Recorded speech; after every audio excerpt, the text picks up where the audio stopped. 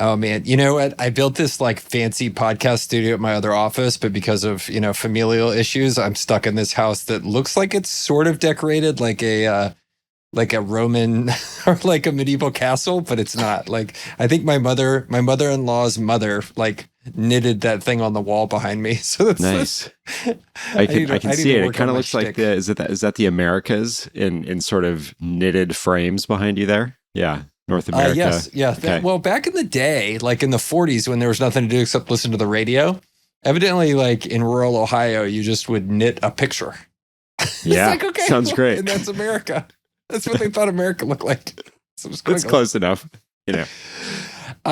Look, I want to dissect this issue that's been really confusing me, which is we're doing a potpourri episode today, so hopefully it all smells like roses. But like I have just been watching these people that succeed in social media and it's succeed in media in general, and like they're all narcissists.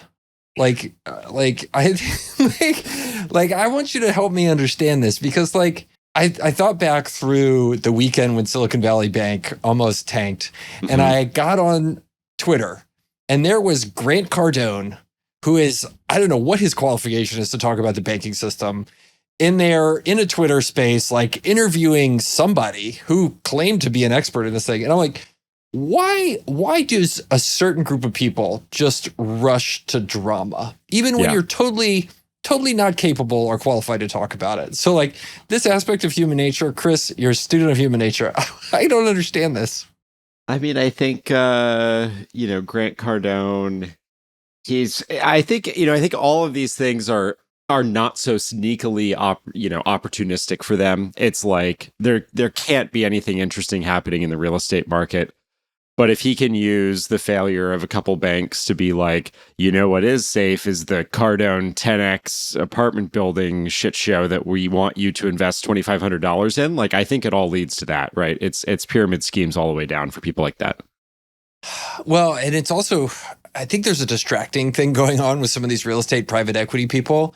Like, it is so easy for you to lose all of your equity when you're 70% leveraged on these deals, right? And like it would not surprise me if 3 years from now, like half the investments that guy has made are like zeros, like total zeros. Today in the Wall Street Journal, one of the top stories is Houston apartment owner loses 3,200 units to foreclosure. And I clicked on it, so excited to see like Cardone 10X Capital or whatever it's called. And it's not, but it's another one of those like scammy, like probably has a big Twitter presence, definitely is like pumping newsletters left and right, doing like direct mailers, like Apartment Syndicator, who has like thousands of units, who just got into real estate 4 years ago. And somehow in 4 years, he has amassed enough money from idiots to not only buy 3,200 apartment units, but to lose 3,200 apartment units in a time when he probably financed a lot of those purchases with like 3 to 3.5% mortgages, which is particularly amazing. So I don't know. I did talk to my buddy today, by the way, and he was like, yeah, I'm going to be I'm buying a deal. And I was like, okay, well, what's it priced at? He's like, a 6 cap. I was like, what are interest rates right now? He's like, 6.5. I'm like, wait, so you're going to buy the privilege to keep shoveling money into the bank to buy this thing? And he's like, yeah, it'll turn out okay in the end. I was like, okay, I'm sure it will. I'm sure you know what you're doing. The funny thing is he does. So there's some aspect of the attractiveness of that investment that still kind of blows my mind. Man, that's it's hard to imagine. And the opportunity cost too of like all the other interesting or uninteresting things you could be doing with like T-bills at 5% or, the ability to create a business out of thin air using AI now. Like, there's not that he could necessarily do those things, but it's like the opportunity cost of like shoveling that amount of money away, it's 6.5% interest is pretty wild. But yeah. We'll do a monthly update on this friend, an anonymous monthly update, and see how things are going. My friend is smart, not a narcissist, and does not run to drama. So I wish him nothing but the best. Yeah. I think he'll be fine.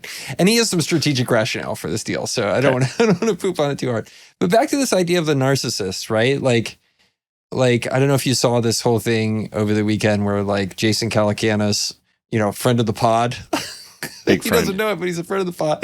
And like the SMB attorney guy on Twitter Yeah. are like getting into it Mm-hmm. about something that doesn't matter to either one of them.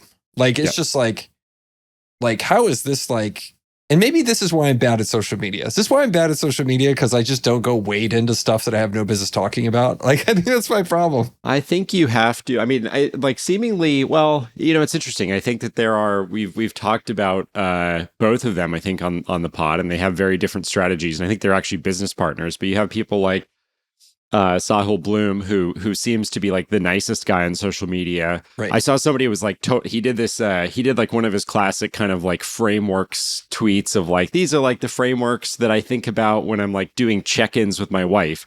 And all these people were quote tweeting him being like, this Silicon Valley dude, which by the way is not even a Silicon Valley dude, I think he's a New Yorker, basically invented going on date nights with his wife and created this like checklist of like things that he does to like maintain a healthy relationship. What an idiot. And he responded to almost all of them I saw and was like, hey, you don't know my relationship, but appreciate you weighing in. Like, best of luck to you. And like people were being so mean to him and he was responding with nothing but kindness. Then you have the Nick Huber who like I think every Friday night just like sits down and thinks through like very carefully manufactured drama. And that's another way to do it. And both of those guys, crush it. So I think you, like everything in life, you can pick a lane. I think it's hard to switch out of the lanes, though. Like if Nick Huber's being nice for too long on Twitter, I'm like, what's going on here? What's going on? If Sahil Bloom was ever super rude to somebody, I'd be like, what's going on here? Like, I think you have to pick the lane and then like you're in that lane or else it like throws off all of your followers. But I think both are tactically good strategies. I did tweet today, and I think it's gotten a lot of pickup because it is actually a thing I've been thinking about a lot with social media is how the optimal strategy to grow an audience is to pick a cause that's a polemic cause, and you pick a side of it, and you just argue the same points over and over again forever. Yep. And like that's how you grow very quickly. Like Justin Welsh has done it. I'm trying to think of some other people that do it on Twitter, and they're way ahead of me in followers. But like, I can't do that. Like, I would blow my brain out if I had to talk about one idea for the rest of my life because I like to think of ideas and I like to change my mind on stuff. And like, it's super frustrating to do that. And I appreciate Nick actually will pick 5 different polemics and then rotates through them. It's like, okay, well, at least he's got a repertoire. That's what I mean. I think all of these ex-guy accounts will get pigeonholed into. We have our own amongst the creators of this podcast. We know people that have created these accounts, right? Yeah. What's yours? Follow Nearshore guy. Nearshore guy. I'm doing it for our company Near. Yeah. So we have a company Near that does offshore guy. Nearshore guy. I'm totally transparent about it. And if the tweets sound like I wrote them, it's because I did. Amazing. So it's like the problem with these, I think, as somebody who does a lot on Twitter and on social media, is it's really hard to stay in that lane and grow the audience. But I think when you can do it, to your point, you become tremendously successful. But like, use your car dealership guy or whatever his name is. Every day he logs on and he has 20 tweets about like, used car prices are up, used car prices are down, auto loans are all getting crushed. The world is going to hell in a handbasket because like people owe like $80,000 on average on their new car over like 77 months. And this is like huge. And it's just like every day I see the same tweet and it's actually interesting stuff for like a couple times. And then you're like, oh my gosh, dude, you've said this 1,000 times. The guy's gotten 500,000 followers in a year with the strategy. It's great. So I'm buddies in real life with car dealership guy, and I can attest he's a really good person. Like he's really sweet, really good guy. And you can see it in the tweets. Like he genuinely wants to help people. But at least like, I've asked him like, hey, like, cars are not going to be interesting forever. But then I go on YouTube and like the amount of like the Doug DeMuro clones of people who make car stuff on YouTube is like, it's like the Marianas Trench of depth. Like it is like, there's so much car stuff. I had no idea because frankly, I hate cars. I wish I didn't have to own one. That's why I drive a 2017 Subaru. Everything about cars I hate. I want to get from place A to B. But that's why I asked him. I was like, do you think there's enough depth there? And he's like, yes, you don't understand people's passion for cars. And I was like, I agree with him. I think I think with any of these things, if you don't understand the space, like I don't really get the whole sneaker collector, watch collector thing, but there's like sneaker guy and watch guy. But I mean, they're all going to crush it. They already have. They've attracted a smaller audience because I think that they're tweeting maybe less frequently than car dealership guy. But Right. that whole category is going to crush. If you can wake up and just talk about the exact same thing day in and day out, which is the hard part of those accounts. I have a solution for this problem. Yeah. I'm hiring a writer. There you go. Yeah. I'm turning all my social media stuff into a business. So like I've hired a CEO and I've hired the writer. We're trying to get the writer to start. You want to know what the problem with the writer is? He got laid off from his job and he is subject to a non-compete. I'm like, what the hell did you sign when you joined this company? Like it's crazy. And then another person I made an offer to recently, like he would have to return a $30,000 bonus if he came to work for me after a year. Or before a year. And I was like, what did you sign when you took this job? Like, did you think about this? Let's make our third absent co-host Alex Cohen write for you. He'll give you a discount, I think. So we'll see. I have heard he's very talented at the S posting. Not as talented as, I don't know. It'd be interesting. Do you think you're better than him at shit posting, or do you think it's or do you think you're different? Since he's not here to defend himself, I totally am. By a mile, you know. If he wants to dispute that, then he can come on the next pod and argue it with me. No, I think we have very different styles, but he's great. You're like, I knew from your tweets, like you and I have never met in real life, but I knew you were really smart because I could just tell from your tweets. Like it's just super easy to tell. But like, here's what I'll give you. I think that you have a different talent than he does. I think that you can run at 98% excellent tweets, like in and out. Like you are like. You're like the Lou Gehrig of tweets, right? Like, I think you got this, right? Okay. Like, this shows my baseball knowledge, by the way. I don't know any baseball player after George Brett, but before that, I could tell you lots about who was on the 1929 Yankees. Yeah. Then on the same team, you have Babe Ruth, who struck out a lot, but every once in a while, he hits a dinger. Mm-hmm. And some of yours are freaking amazing, and I try to compliment you on it. But like, I don't think either of us has reached the level of the chicken in the coffee pot thing that that Alex did. Every once in a while, he's Reggie Jackson. Like he hits it 4 miles, and I'll give that to Alex. Which it's like there's 2 ways to get there in terms of greatness. Totally. Yeah. When I crossed, I think 100,000 followers on Twitter, I had never gotten a single tweet above 20,000 likes, which is hard to get tweets above 20,000, but I'll bet Alex has like 25 of them. He like regularly hits stuff out of the park. So dingers. So guess how many tweets I've had get more than 20,000? 2. I was going to say 5. It's 2. Yeah. 2. One hit 50 and one hit like 30-something thousand. Yeah. But other than that, it's just like, it's tough. Thread boy / crazy uncle. That's my vibe. That crazy uncle that you're like, what does Uncle Mike do again? I don't understand. What's his job? Like that's the 9-year-old. This shows you though, you can build a passionate following of like 150,000 other people that somehow care about this like odd combination of like running a coffee shop and running fireworks stores and building software companies and CEO compensation and like whatever you're tweeting about, 150,000 people are into it. So it's working, and that's all that matters.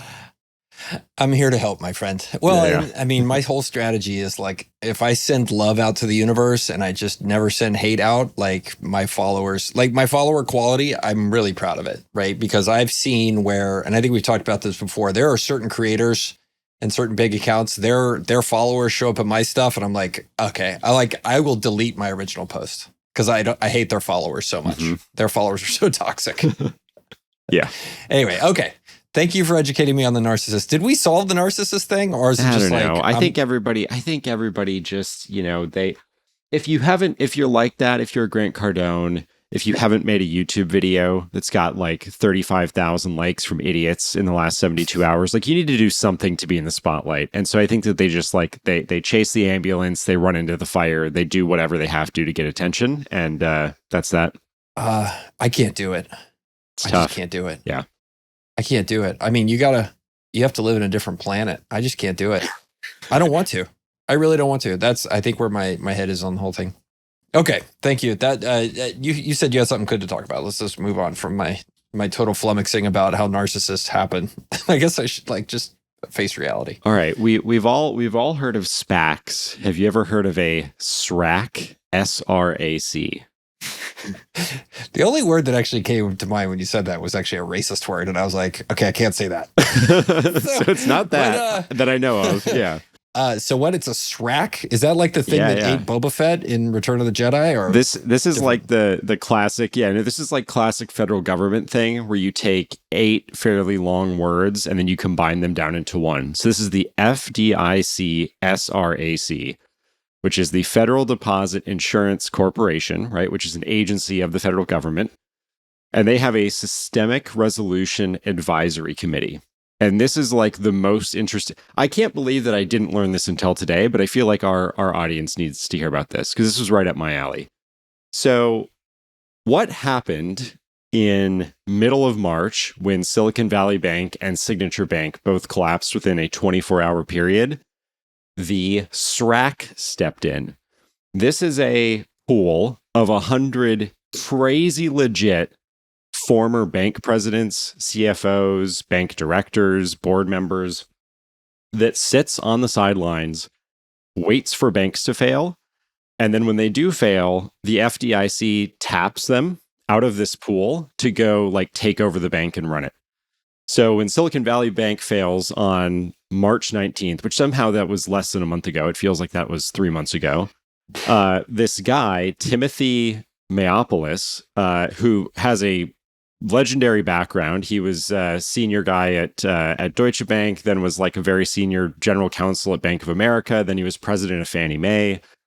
And then he's been on this committee where he's just like taking these board member seats with Lending Club and Blend and not working. And for the last 3 years, he's been a member of this FDIC Systemic Resolution Advisory Committee. Silicon Valley Bank fails. He has to set up the bridge bank, go fire the CEO of Silicon Valley Bank, tell all the other executives that the FDIC is basically seizing them, go try to keep all of the customers, try to make sure that the employees don't quit. Like he gets on a plane that day and is the de facto CEO that has to like swoop in and take this whole operation over. It is pretty wild. And the exact same thing happened with Signature Bank. Yeah, I saw the video with this guy, Mayopoulos. Yeah. Like, why wasn't he the president already? I don't know. He was delightfully competent. Yeah. And then so this other guy, Greg Carmichael, it's the same thing. He has this pretty crazy run where he's working at GE, then he's the chief information officer at Emerson for like 10 years, then he's a EVP and eventually the president and CEO of Fifth Third Bank. And when Signature, and then he retired a couple months ago, he goes into this pool of 100 executives that the federal government just keeps on tap when bad shit happens. And as soon as Signature Bank fails, he's on a plane the next day. He's taking over. He's on calls with customers trying to like get them to not pull money out. Like he is doing, they're like just takeover artists. And I couldn't figure out if these guys get compensated or if it's just sort of like a privilege to be in this pool. But it's sort of a like the committee nominates people from within this pool to step up, and then the FDIC sort of approves them all within like a couple hours. So these guys are on I think this Wall Street Journal article that talks about this said that this guy, Tim Mayopoulos, who took over SVB, was literally on like a Spirit Airlines flight, middle seat out to go take over the bank within like 4 hours of the FDIC announcing that they were taking over. So it's pretty awesome. What, did they want to kill him on the way? Yeah, I know. Poor guy. Wait, I thought this was a bank thing. I didn't know it was a hit. Yeah, exactly. Poor Tim. Yeah. So this is really interesting. So the FDIC has all of these advisory committees, and this one is SRAC, the Systemic Resolution Advisory Committee, that deal with systemically important financial companies, covered companies pursuant to the Dodd-Frank Wall Street Reform and Consumer Protection Act. So this is basically the idea that instead of breaking up banks so none of them were so big they could bring down America, we decided just to create a committee to watch them more closely. Yeah. That was our solution.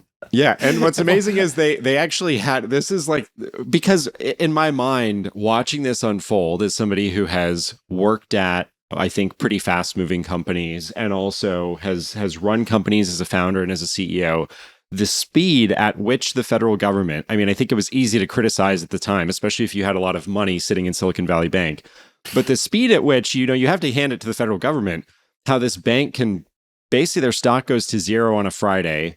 By Monday, they have a full recovery plan to get everybody 100% of their money back. So how does that all happen within a 48-hour period? I was like going down this rabbit hole over the weekend, and then the Wall Street Journal wrote an article about it. Yeah, it's you've got to hand it to them. I think it's pretty amazing. But the funny thing about this committee, at least as far as I could tell, is that it came out of the 2008-2009 financial collapse. The committee wasn't set up until 2017. So in typical like federal government, takes forever. It took them 8 years, 10 years to get this thing set up. But now that they have this pool of people, they're able to just like jump in and swoop over at a moment's notice. Well, and it ties back to this idea, like I was arguing on Twitter that people are like, our infrastructure is crumbling. And I'm like, where? Like, where's the crumbling infrastructure? Just because we don't have hyperloops and flying cars, like I don't see buildings falling over. Planes are not falling from the sky. Like there is a 3-minute drive for me to the airport, as is for 3 million other people here in San Antonio. Like, where is the crumbling infrastructure? And like, meanwhile, the next day I get a text because my Spanish lesson is canceled because my Spanish teacher, the building next door to her, fell over and 6 people died. Like the whole building just fell over. Like, so like, it's kind of one of those things where like people get so accustomed to things going well that they think that that's normal when it's kind of magic. Like the fact that it's safer to fly in a plane from here to Chicago than it is for me to drive from my house to the airport, which is 3 minutes away. Like that is a greater risk for me death-wise than flying to Chicago. Like that is a miracle. I mean, not you're good in a 2017 Subaru. Incredible crash safety recommendations on those. But I mean, for most people, in their fancy cars, they've got a real life risk by doing that. Oh, how dare you? Well, also I can't I can't break 55 miles an hour in that thing. It's not possible. So, there you go. But it's this thing where like we just get so accustomed, like the scalded frog, the boiling frog. You just get so accustomed to the fact that things are amazing that you forget that they're amazing. Totally. And this is one of those things, like when the federal government does something really well, like people are like, well, that's the way it's supposed to work. Well, it's like, no, that's kind of miraculous. You know what used to happen? A Roman legion used to come to your house, burn it down, take all your stuff and leave. And they were your government. Like that's the way it works. So like there's a lot to be really thankful for. Don't get me started. Totally. And I think it's also easy to complain about a big, unnecessarily bloated federal government, which is certainly the case. But look, like when bad things happen in the world, financially, from a terrorist perspective, from a military perspective, like the US has random people that are just sitting around waiting for these things to happen. So this group just meets every month since 2017. We haven't really had a bank failure. In the same month, I think we have 3 major banks fail. And so for 5-6 years, these guys are just sitting around, meeting periodically, looking at, potential scenarios. And then when this happens, they're able to take over 2 of the top 20 regional banks in a matter of 48 hours, which is exactly what we want. So, dude, there's so many miracles around like that. And people just like we're winning a war in Eastern Europe or doing pretty well by Venmo. Like that's what America's doing. We're just sending a lot of money over there. Like there's, we're not sending troops over there. Like it's a miracle. Like it's pretty amazing. So, I think like everybody just needs to chillax. That's what I think. Like slow down, read some history, and forget things are pretty darn good. Like we're gonna be fine. They've been worse, much worse. Yep. Hi, I'm Dylan, one of the co-founders of Baton Market. We're the first small business acquisition marketplace providing support and insights to the small business owner. We empower small business owners with their valuation and let them see how they stack up to local competitors, all for free. Along with this data, we also recommend ways to increase their valuation. And when it's time to sell, Baton is here to help with our in-house transaction advisors with decades of experience. So whether you're just curious about your valuation or considering moving on to the next thing, head to batonmarket.com and click the Get Started button today.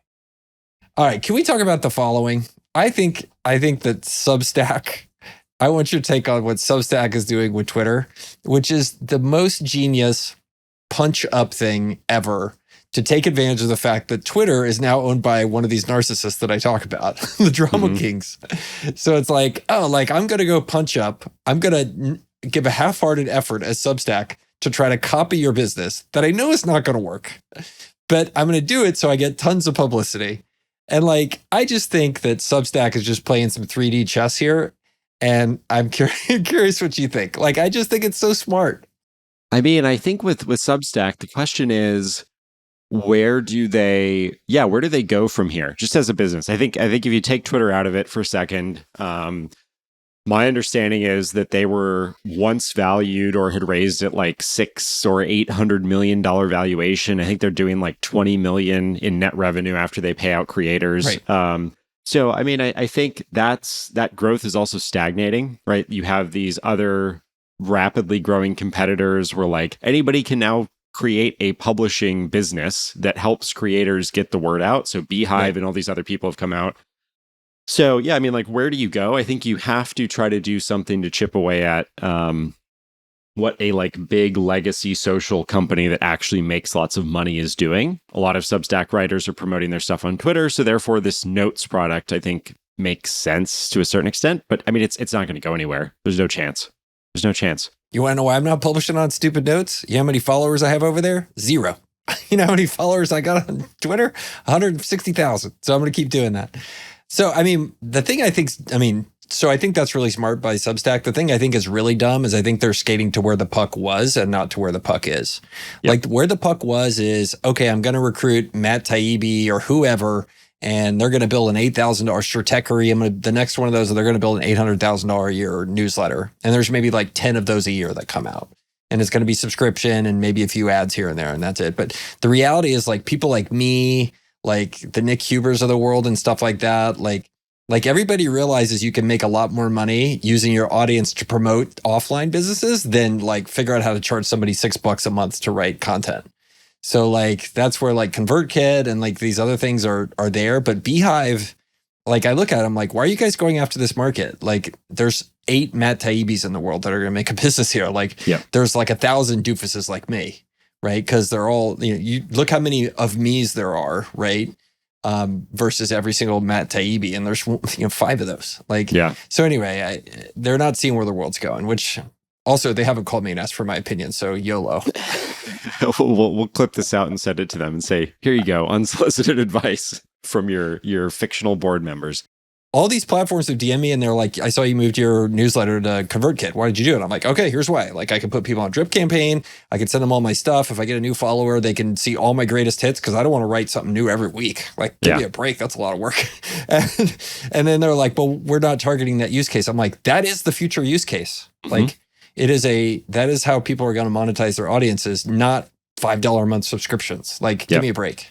Totally. Yeah, and to that point, I mean the competition for my little newsletter for your much bigger, medium-sized newsletter, right? I think we each have somewhere between thousands and low tens of thousands of subscribers. But to your point, I mean, like the amount of these companies that have sales teams or growth people that are DMing me trying to get my like 5,000 member newsletter to move over to their platform is insane.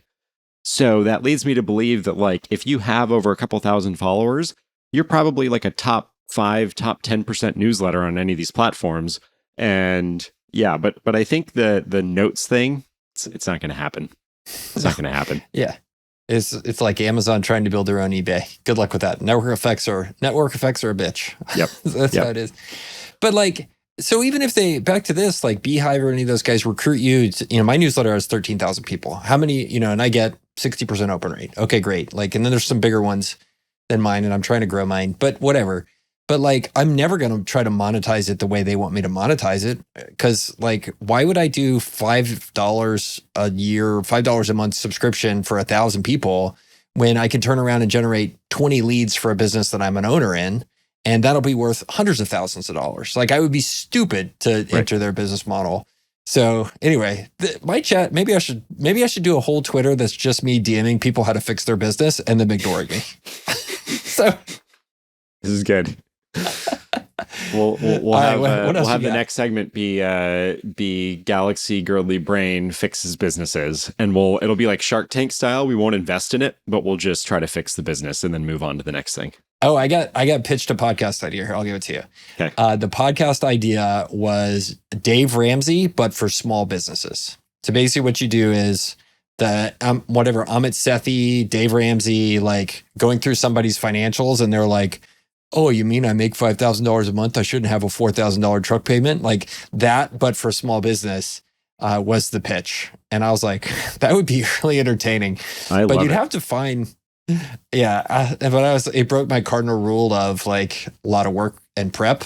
And, but it'd be super interesting. It's one of those things where you're going to have a problem very quickly finding business owners who come on about their actual problems, right? So people are going to make up problems for the podcast. I think you have this guy like Nathan Latka or whatever, who's hated amongst entrepreneurs because he invites them on his podcast and then like forces people to give him revenue numbers. And I think everybody just like lies and makes it up to get off the hot seat. So, I mean, if like any business owner, especially a small business owner, if I have a podcast and we say, hey, we're going to diagnose your problems, you're never going to bring your real problems, because your real problems are like, you think your like VP of finance actually is like way overpaid and she doesn't work that hard. And like, you're not going to bring that up on air. Right. Yeah. So it's the Dave Ramsey stuff works because it's anonymized or semi-anonymized, which I think could work with a small business, but it's probably too triangulatable back to the business or back to the owner, where like the risk of coming on your podcast in exchange for some like shitty advice isn't worth it. But I like the idea. I think it would be super interesting. Here's the bigger problem is that for me to truly give you a strong opinion about how to do your business better, like I have to either work with the product for a while, like I've had to be like what I'm doing, building a newsletter for like 18 months. Like I've spent countless hours like in social media Girdley world. So like I have context to think about it. But if you showed up tomorrow and you're like, my plumbing business is only making 12% EBITDA margin and I think it should make 25% EBITDA margin, I need to ask you like 3 hours of questions to really diagnose what the problem is. Like, okay, walk me through your business model. Like, okay, how are you pricing? Like, who's your competition? Like, why'd you price it this way? Okay, where are you strong? What are your customer NPS? Like, I have to do so much research to get there that there's no way that's good radio.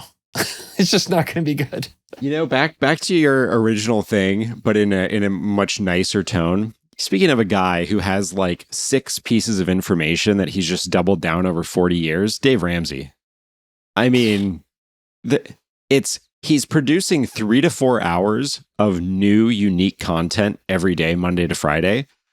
And it's the exact same callers. For 40 years, people have called in and said, hey, Dave, God bless you. Hey, I'm down here in Nebraska. My wife and I make $60,000 combined. We're looking to buy a McLaren 720S. The car payment's going to be, $180,000 a year. Is that something we should go for? And he's like, no, you shouldn't.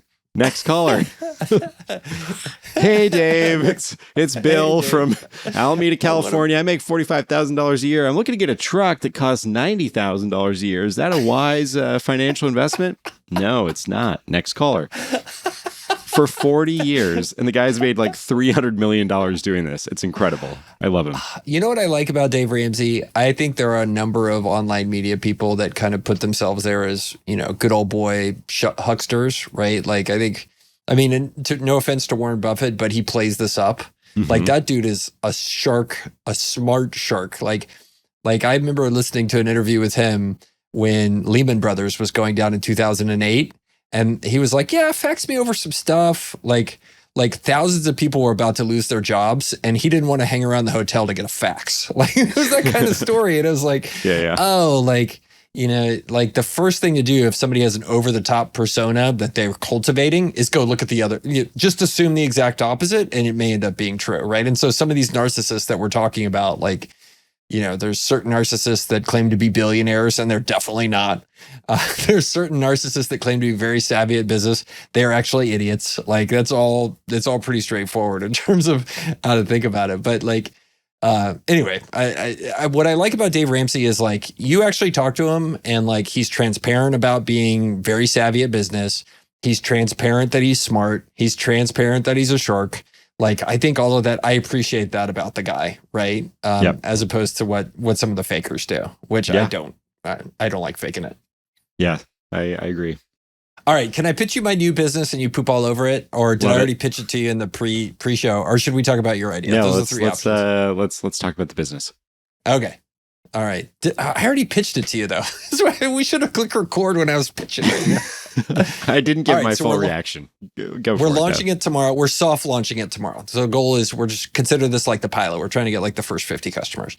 But the idea is we are building a social network or a community and learning portal for what I call very small businesses, so less than 30 employees. So the background is we went and like interviewed over 50 of these people, listened to hundreds of them who have these small businesses, and they kind of kept saying the same thing. Like, I don't know how to scale my business. I want to grow it. I want to get bigger so I'm not stuck here every day. Like, I don't know how to do some of this very basic stuff. They would ask questions like, how do I hire people? Or like, how do I find a lawyer? Like, just problems every single business has. And they didn't really have the ability to go to something like EO or YPO or Hampton, right? Like, which is out there now and is very popular amongst Twitter folks. They couldn't go to one of these networks, and they didn't work for a couple of reasons. One is like there wasn't an educational component. Like, they expect you to already figure out like how to hire people or like how to hire a lawyer, like or find a lawyer, like, or what happens if you get sued. Like, they expect you to know that when you show up to Vistage or YPO. And so what we're creating is basically this online community and a set of playbooks where it's like, okay, for every business problem that like makes business taste like chicken, like we're going to have one of those, like where you can just say, okay, I need to hire a lawyer. Well, like, tell me how to do it. Like, I don't want to go take a 4-month marketing course to know how to make a billboard, right? So like, tell me how to do it and give me it all on one page. So we're doing that and we're launching it tomorrow. So I'll pause there. I feel like I could have done a better job, and I did a better job in the previous pitch than this one, but that's a business. It's called Scale Path, by the way. It's a path to scale your business. When you're on the hot seat, it's always harder to pitch the business, but I like it. I think so I guess are you going to have like moderators? Are there actual like meetings, or is it mostly going to be asynchronous? Like, how do you pick these like cohorts of who you're getting advice from and how the advice is delivered, which is important? Yeah. So in talking to these folks, many of them do not have the time to go do what Vistage wants you to do or YPO wants you to do, which is go take a half or a full day away from your business. Like, you just can't step away. Like, at that size, like, you're too ingrained in the business and you need to get yourself out of the business. So it's also at the price point they can afford, which is like $2,000 to $4,000 a year. Like, you really can't run EO style forums, right? Like, you can't have like half day meetings anyway. So the idea is to basically start with this first cohort of like, say 50 to 100, have them in a community, and then you have cross community kind of opportunities where we'll group people by business type or scale or region. And you would have access to say 2 to 5 of these sub communities across the whole thing. And that's how it scales to where, okay, we could have 1,000 companies in this, but they're broken into smaller kind of sub communities. And then the other thing we found when we dug into like Facebook small business groups or stuff like that, like they're full of spammers and like low quality people. Like, somebody has to be in there moderating the heck out of it. So like, we're going to do that.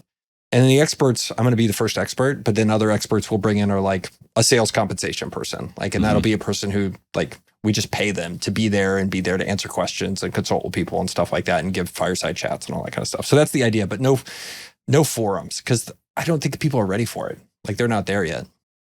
Yeah, makes sense. I think when I look at the company that has done the best for a certain type of small businesses or a certain type of small business is Y Combinator, which is their Bookface product, and it's all forum based. And so I'm very bullish on the idea of using forums eventually, like asynchronous forums, different from like a live forum where you're each getting up and talking. So I think like asynchronous content for this group of people is going to be killer if it's not like in the initial MVP. But I think overall it's definitely like a very needed thing. There's the vast majority of business owners can't pay and won't pay $50,000 a year and give up, days of time.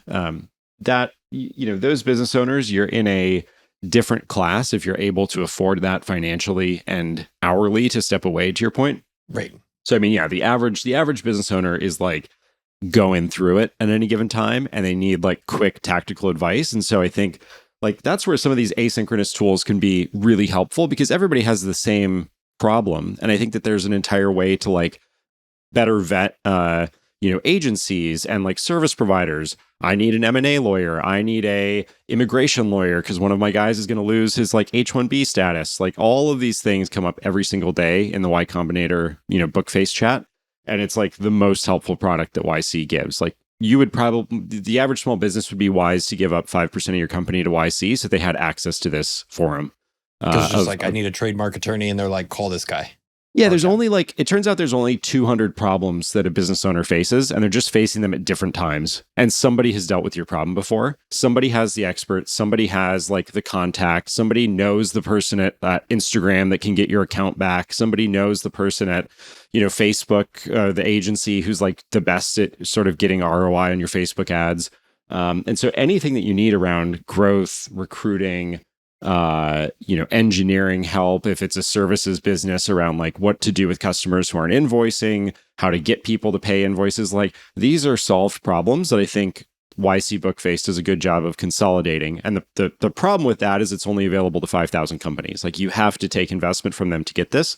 But, I think for a different set of businesses, a similar thing, a mix of like live in-person things, experts coming in, and content and forums and chats and resources for them is a excellent idea. I like it a lot. So when you're in Bookface, and I know inside of YC, they break you into sub cohorts, right? Like if 100 companies come in at a time, they'll split you amongst 6 partners, right? And each partner has their 15 companies that they work with. And I'm just using rough numbers. So then when you get into Bookface post YC, is Bookface, do you have like your batch? I guess there's the batch, then there's a sub batch. I don't know what the terminology is, but that 15 group, are you like, is your sub batch still like sub batch 009? Like, are you still in with those people in a separate forum? Or are you just with your whole batch and then there's like a bigger thing amongst the whole thing? Yeah, think of it as a message board where you have now what's close to, call it like 37 components. So there's 30 components, which are the batches that go all the way back to 2005. So like in 2005, there's a winter batch and a summer batch. You can post something to this forum and you can just show it to the companies, like the 9 companies that were in the original summer 05 batch or whatever it was. Or you can post something to general. Outside of general, then you have like real estate, which is everything from, hey, we're subleasing an office, or hey, we need an office, or increasingly, it's like rich, awesome founders who are like, hey, my 7-bedroom house in Napa, we're not staying in it for like 3 months because we're at our Aspen house. But if anybody like wants to like book it for free, like it's just like giving back to the community at a certain scale. And so you have like hiring advice, you have financial advice, you have real estate, you have like all of these subcategories. So you can post, I think 95% of the content, I would guess, gets posted to the entire group. But what's amazing about it is you can go back and you can see the stuff that like the Stripe founders were posting about when they were going through YC. Like it goes back now to 2005. So you have this like searchable record, which I think is searched through Algolia, which is a YC company. And this like search is really good. So you can search, like when we were looking at lawyers, we just put in the prospective lawyer's name who we wanted to use. And at the time we went through YC, there had been 2,000 companies before us that had gone through, and multiple people had recommended this guy as like, hey, Brian's really great, reach out to him. So we felt really good. It's like, you get ratings on service providers. There's an entire investor database, which is important to a certain class, which is like, if you're taking on debt, if you're taking on venture debt, if you're getting a line of credit, if you're raising money from a VC, if you're looking to do a private equity deal, what's the rating and reputation of that bank, of that lender, of that VC, of that PE firm through the YC founders? And so they encourage like every single member who's in YC to go like rate their VCs, rate your venture debt provider. And so you end up with just this like private forum of like gold that is searchable. And it turns out like tactically, a lot of the advice from 2005, 2008, 2010 is still the same. When it felt like the sky was falling 30 days ago, maybe it still is, but it's just slower. Like when everyone, like a third of YC like lost their bank accounts overnight. It turns out like a lot of the advice in the forums that were, dated in 2007, 2008, 2009, all of a sudden became like very helpful around what to do, how to inform employees of bad news, how to keep your executives calm, like how to raise emergency funding. Like this stuff just never changes that frequently. So something like that for like the average small business owner is going to be really important. Yeah, I got you. Okay. That's super interesting. Yeah, and I think there will become a time where we need to figure out if we're going to graduate from Slack to one of the other platforms. Our Bookface is built from scratch, right? And I think they probably have 2 or 3 developers full-time on Bookface inside of Y Combinator. Yeah. But it's also, that's an interesting interesting concept and use case from my Holdco course, which, there's 100 people in there who bought the course. Mhm. And the use case that ends up being the number one use case is like, I need to hire a lawyer for this. I need a service provider for this. So we've started to build a list of like trusted service providers that people recommend. And it's being added as a bonus like module, like in the course. Nice. So I think that'll get used. I think that'll end up being a big use case of this. And frankly, like I'm in Vistage, an in-person thing here in San Antonio. Which by the way, like Vistage and YPO and EO, like they could all target this lower end of the market. They've all just chosen not to. It's very interesting. Yeah, I mean, there's probably. I mean, I had friends at McKinsey and Bain, and you ask them like, why don't you go down market and try to help a Series D company? And they've tried to do it, but all of a sudden, like reputationally, it kind of is like a bad look to be working with a Series C company that's burning, $30 million a month when like you want to be known for like helping Coca-Cola, like, bribe African governments to like move more product into those countries or like whatever they're doing, Yeah, exactly. So I don't know. Yeah. It's they try to keep a high bar, which is maybe the right thing to do for their brand, but it definitely opens up a possibility for new entrants to, take what I think is probably like the more interesting share of that market. I think for me, it's like it also opens up this thing above like a Vistage or a YPO. Like I think there's an opportunity for like people who have graduated like beyond those networks, like and maybe are at bigger scale or more sophisticated. Like I'm still looking for that network. And there's like Tiger. Have you heard of Tiger 21? Are you familiar with that? Yep. So, but that's basically for people who graduated from Vistage or YPO by selling their company and being like stupid rich and just figuring out how to hang out and spend money or invest money and with other rich dudes. Though I think some women are in it too, but mostly every time I look, it's all dudes. Yeah. But like what Tiger 21 is, but like for ballers, like I want to join that where I go in and like, it's like this FDIC advisory committee thing. How do I get invited to this? Actually, it looks terrible, by the way. Like, I think this you can go like read their meeting notes. It's not fun. It's like probably like if you're in that world, it's probably sick to put on your LinkedIn. But outside of that, I don't think it's a great time by any means. But yeah, there was an opportunity in our respective 20s to choose the red pill or the blue pill, and I was on a path where I could be. I could have kept doing that. I would be probably CEO of some publicly traded corporation now. I could have played the game and being on boards and, seeing my kids 3 to 4 minutes a week and play the red pill game. Or I decided to play the blue pill game, which is recording a podcast with you in front of a knit picture of America, slightly represented well, if you look at my background. Yep. But like, yeah, I couldn't do that. Like I could not show up to that meeting. Just no way. I'd need to be on Zambian or something. Yeah, maybe they are. Maybe that's why it all goes so smoothly. I don't know. I would definitely need to be high to make that meeting, and I don't do drugs. So, okay, well, that's super helpful. Well, yeah, by the time this comes out, we'll have we're doing it. Hopefully, a Twitter thread tomorrow. Hopefully, we'll go we're at 13 customers right now. The goal is to get to 50, and then kind of 50 to 100, and kind of figure it out then.